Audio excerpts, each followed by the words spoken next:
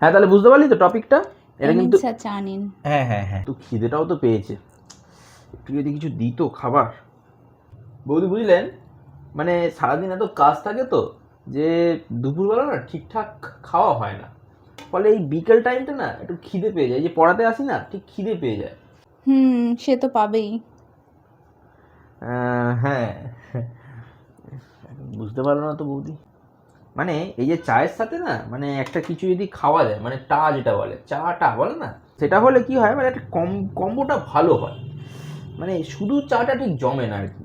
হ্যাঁ তা তো ঠিকই বলেছ। হ্যাঁ উফ, আমি তো কিছুতেই বোঝাতে পারছি না, খিদেটাও তো পেয়েছে, কিন্তু না বললে নয়।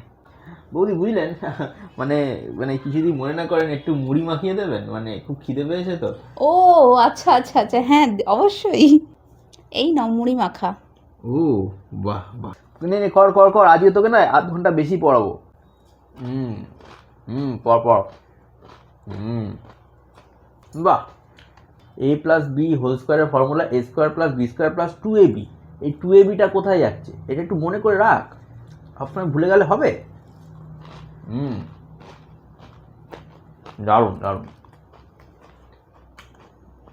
এই তুই খেয়েছিস?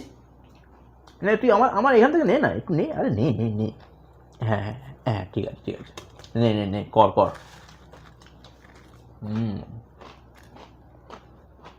দারুণ, শান্তি।